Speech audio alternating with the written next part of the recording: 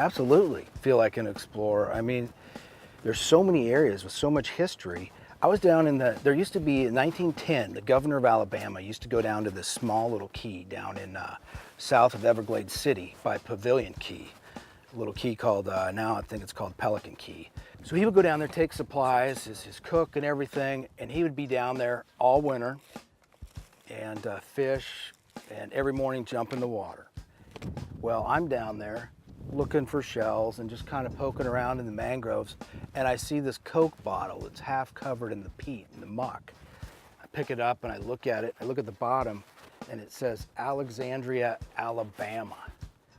And it's that etched Coke bottle. It was from that time period.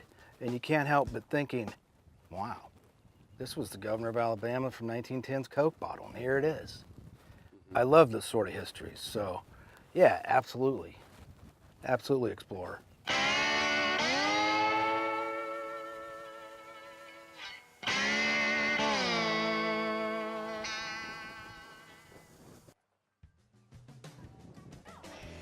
I am Captain Brian Holloway. I work out at Captiva Island, Florida. I'm a nature and wildlife shelling guide, Florida master naturalist. 8 feet above, look at the osprey. I've been guiding for the last 25 years out in the island. And here we are, out in the wild. What I like most about what I do is I get to be out in the wild. I get to be on a beautiful place. It's one of my favorite places. Up on these islands, I've always loved islands since I was little.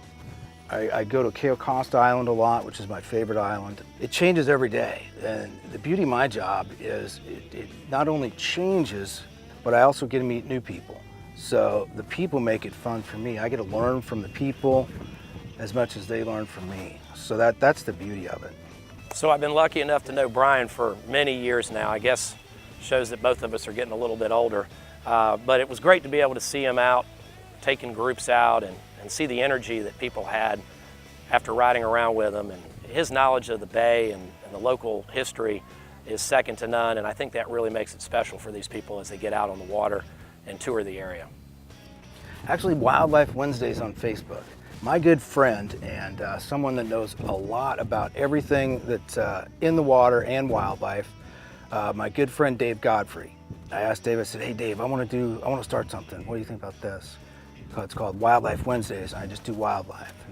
Welcome to Wildlife Wednesday with Captain Brian. Look at these guys over here.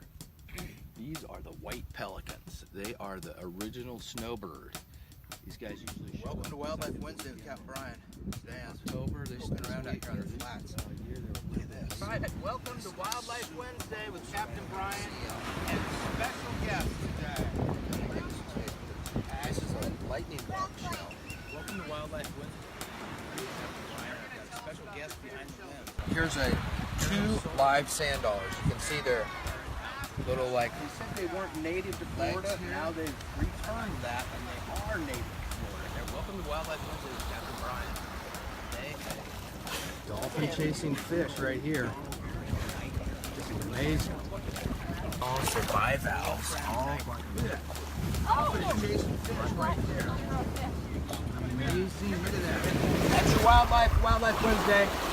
Get out there and get in the water. So that's where I got the idea from my buddy, the one and only Dave Godfrey.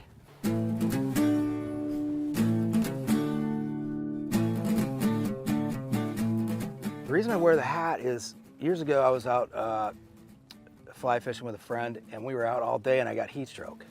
So I'm very, believe it or not, susceptible to heat. So I can't wear like little ball caps. And I was coming back from a trip one time by Captiva, and there was something floating in the water, and I went over and it was a hat exactly like this. And got the hat, so I've been using it ever since. So I have like, whenever I see them, I buy like 4 of them. Some of the most rewarding things for my job too is I've been doing it for quite a while now. And years ago, I had a granddaughter and a grandma out on the boat. She was about 10 years old. We were walking down the beach, and you know, when I'm on the beach with people, you're just talking about whatever's going on. And there's happened to be turtle season. And there was a little turtle nest that had hatched, and you could see where it went out. So I was talking about it, talking about the turtles. And you fast forward, it's probably like 12, 13 years later, the grandma comes back and she says, you know what, Brian, do you remember my daughter? We were on the beach and we were talking about turtles. She says she is now doing her master's in turtles in Costa Rica. That's what it's all about. What we got over here? Dolphin, dolphin. Why do I think this place is like so special or the best place in the world? When you're out on the water, all you see, you don't really see a lot of buildings around here. A lot of it's protected. That's one of the things.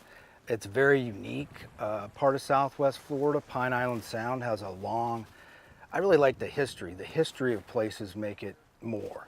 So you have a Native American culture that lived here, Spanish-Cuban fisheries that were here. So the long history makes it even more intriguing. It's crazy. I go someplace else and I'm always anxious to get back here.